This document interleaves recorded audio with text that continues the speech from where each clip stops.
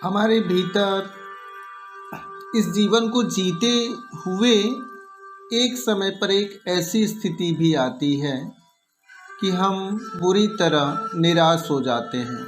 ऐसा लगता है कि हमने अपने परिवार के साथ, अपने लोगों के साथ बहुत कुछ किया,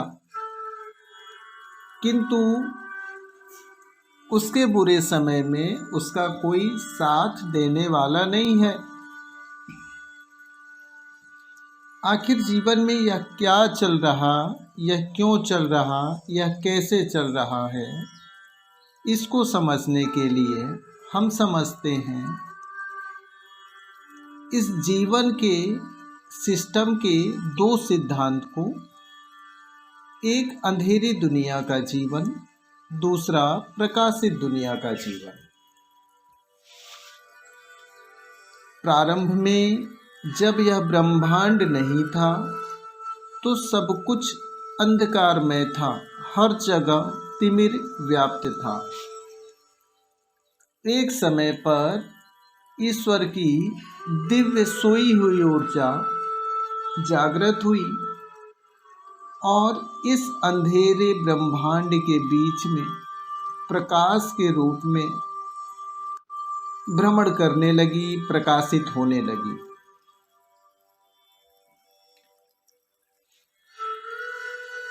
परमात्मा ने ब्रह्मांड की रचना की और इसी ब्रह्मांड में जैवीय प्रकृति की भी रचना की। कुछ ऐसे भी ग्रह बनाए जहाँ प्रकृति, जहाँ जीवन था। और इसी रचना के अंतर्गत कुछ ऐसा भी हुआ कि इसी रचना के साथ साथ असुरीय शक्ति की भी रचना हो गई। असुर ने परमात्मा को देखा तो उसने भी अपने अंतर्गत इस संपूर्ण ब्रह्मांड पर अपना अधिकार प्राप्त करने के लिए कामना करने लगा, प्रयत्न करने लगा।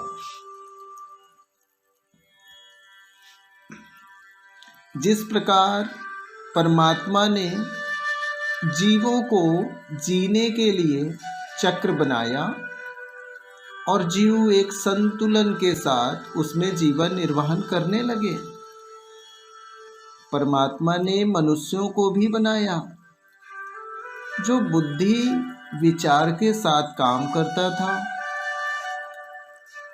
असुर ने अपने कार्य के लिए इसी मनुष्य को चुना,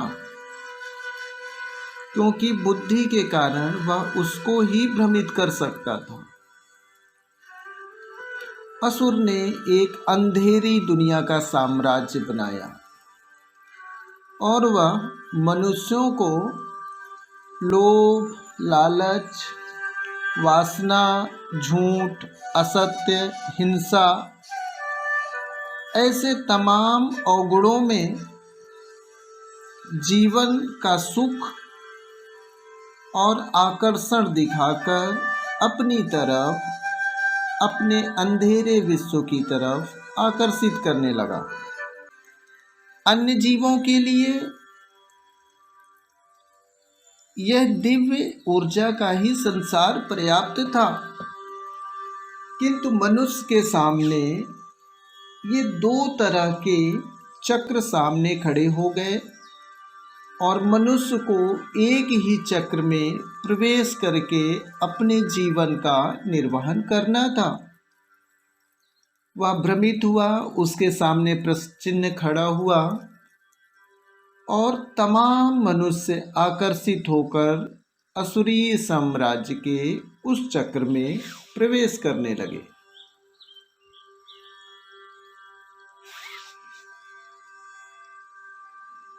ईश्वर ने मनुष्य को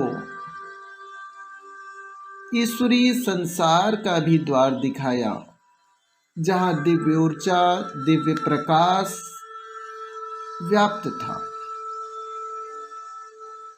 किंतु इस द्वार में प्रवेश करना आसान नहीं था।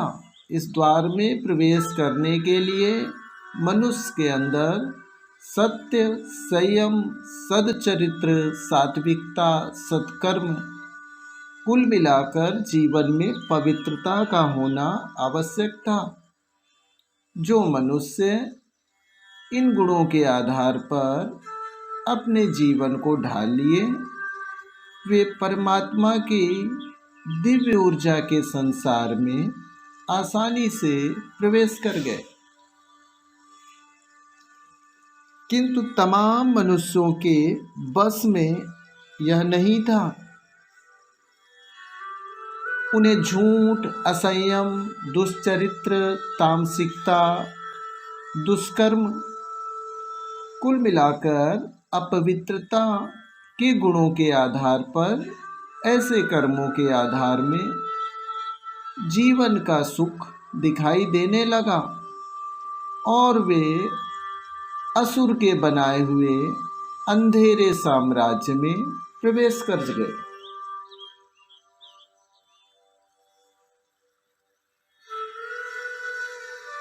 इस कलयुग में 1000 में से 999 लोग ऐसे हैं जो असुर के बनाए हुए अंधेरे साम्राज्य में प्रवेश करके जीवन निर्वहन करते हैं, और 1000 में से एक कुछ गिने चुने ही व्यक्ति हैं जो परमात्मा के दिव्य ऊर्जा के संसार में जीवन का निर्वहन कर रहे हैं। इस संपूर्ण मानव जगत में 2 तरह का विश्व बट गया। एक असुर का बनाया हुआ अंधेरा साम्राज्य, दूसरा परमात्मा का बनाया हुआ प्रकाशमय साम्राज्य। मनुष्य को 2 ही विषय महत्वपूर्ण लगे, एक आवश्यक संसाधन जुटाना, दूसरा इंद्रिय सुख। आवश्यक संसाधन और इंद्रिय सुख तो आवश्यक था, किंतु इसे जिसने संतुलन और संतुष्टि के साथ अपनाया, वह जो है दिव्य ऊर्जा के संसार में प्रवेश पा गया। किंतु जो असंतुलित रहा और जो असंतुष्ट रहा, वह असुर के बनाए हुए इस अंधेरे साम्राज्य में जीवन का निर्वहन करता रहा। जब भी कोई मनुष्य असुर के बनाए हुए इस अंधेरे साम्राज्य में प्रवेश करता है, तब उसके अंदर बहुत अच्छाइयाँ होती हैं, किंतु एक ही बुराई पर्याप्त है उसको इस अंधेरे साम्राज्य में प्रवेश करने के लिए। यदि एक बुराई में उसको क्षणिक सुख के साथ जीना बेहतर लगता है, तो अपने अंदर वो 2 बुराइयां भी पैदा कर लेता है और इससे वो असुर साम्राज्य के और भीतर अगले स्तर में प्रवेश कर जाता है। अब यदि 2 बुराइयों के अतिरिक्त 3 बुराइयां जीवन में आ गई, तो वो और भीतर और अंधेरे साम्राज्य में प्रवेश कर जाता है। 3 बुराइयों के बाद व्यक्ति के अंदर असंख्य बुराइयां उत्पन्न होना आम है। कुल मिलाकर उसके भीतर की सारी अच्छाइयाँ, सारे सद्गुण समाप्त हो जाते हैं और असंख्य बुराइयाँ उसके अंदर आ जाती हैं, तो वो असुर के बनाए हुए अंधेरे साम्राज्य के केंद्र में प्रवेश कर जाता है।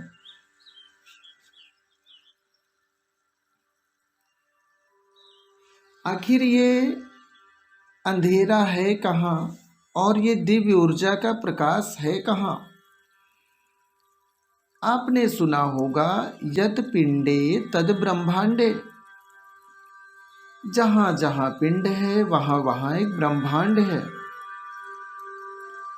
हमारे भीतर एक ब्रह्मांड है और इसी भीतर में हम अपने आप के लिए इन दो में से किसी एक संसार का चयन करते हैं।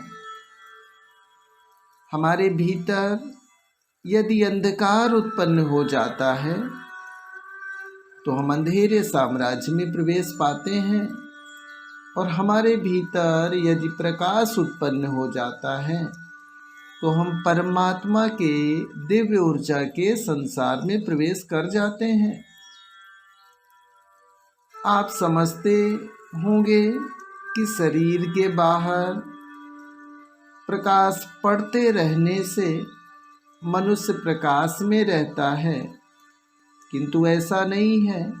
ये बाहर का प्रकाश भीतर के अंधकार को कभी प्रकाशित नहीं कर सकता, किंतु यदि बाहर अंधकार है और भीतर परमात्मा का दिव्य ऊर्जा का संसार है, तो बाहर के अंधेरे को भी वह मार्ग दिखाने के लिए कार्य करने लगता है। और यदि भीतर अंधकार है और बाहर भौतिक संसाधनों का प्रकाश है, तो भी व्यक्ति को यह समझ में नहीं आता है कि वह जीवन में किस रास्ते पर चले और किस समय पर कैसा निर्णय ले। अर्थात यह अंधकार अंदर होने के साथ साथ बाहर भी कार्य करता रहता है।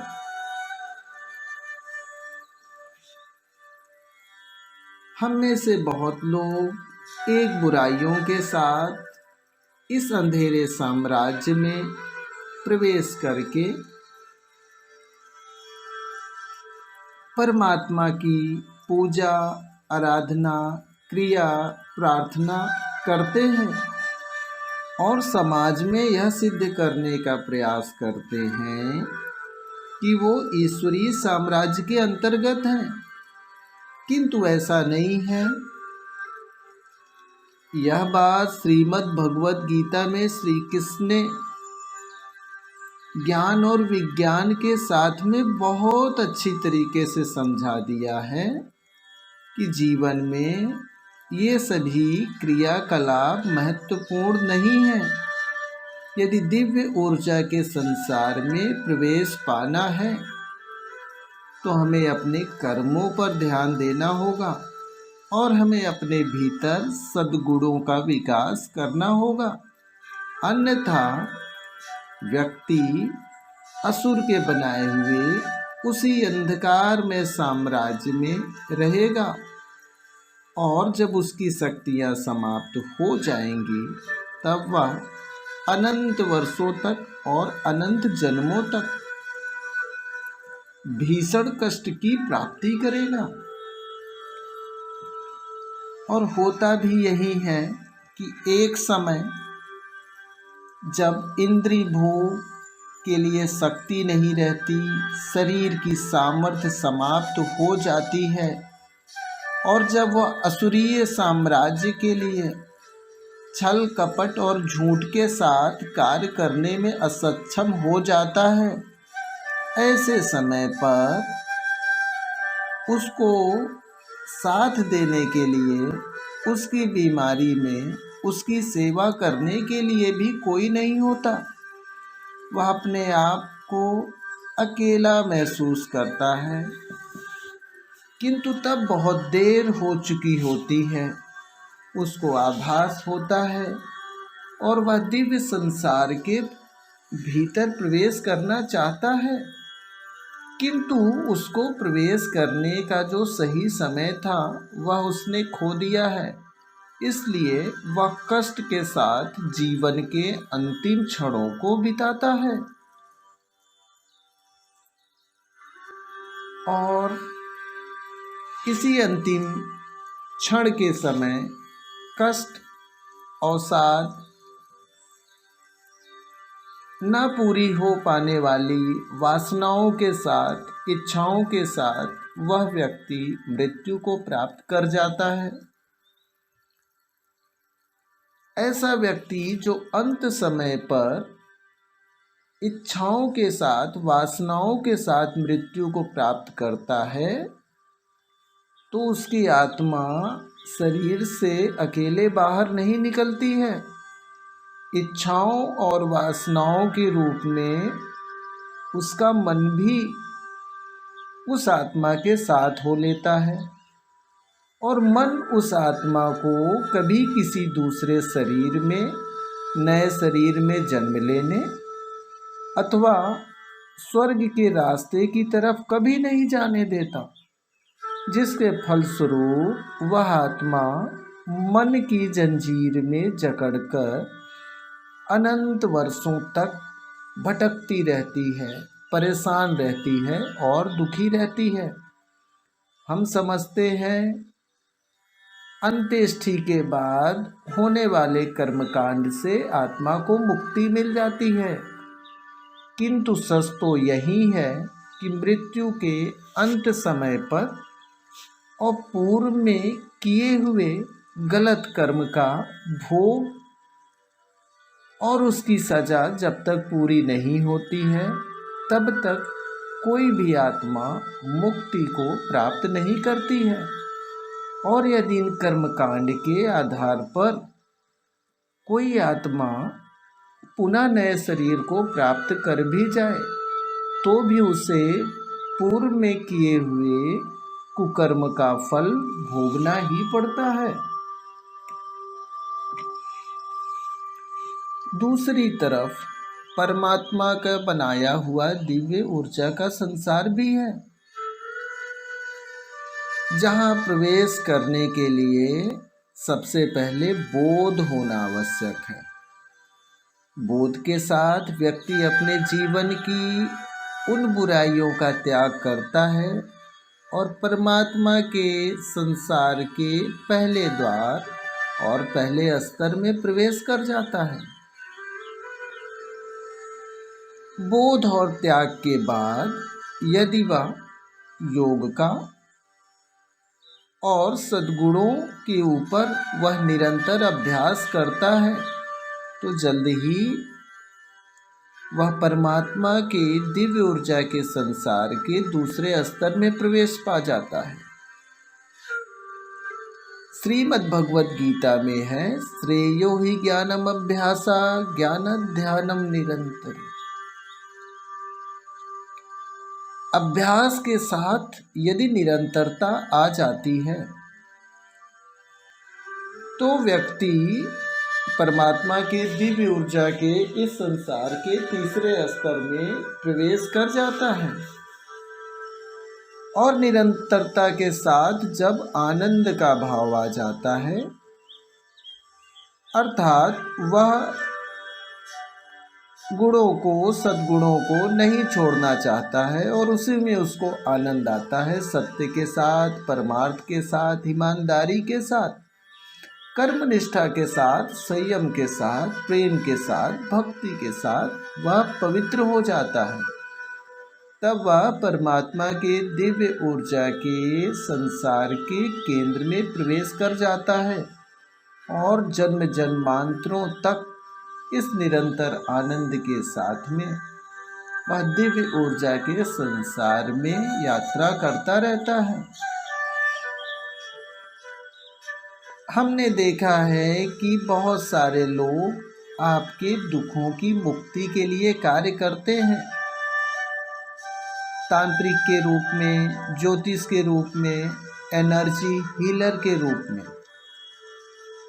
किंतु जैसा कि मैंने बताया कि 1000 में से एक व्यक्ति ही है जो दिव्य ऊर्जा के संसार में है।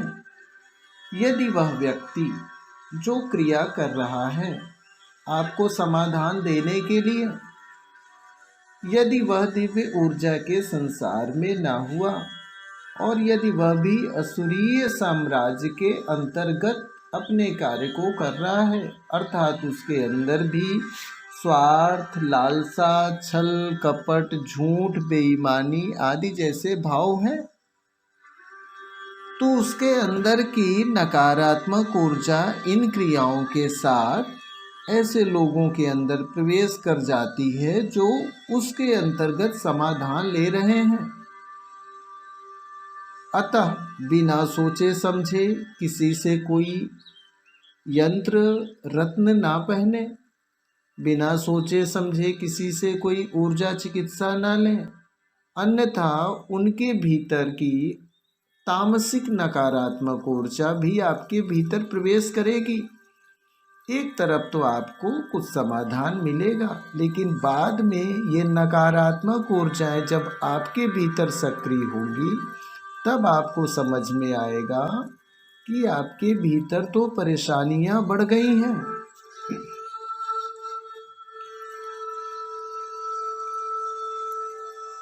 ईश्वर ने हमें और आपको इस दिव्य ऊर्जा के संसार में प्रवेश करने के उद्देश्य से ही निर्मित किया है। हम जीवन के भ्रम में आकर इस बात को भूल जाते हैं और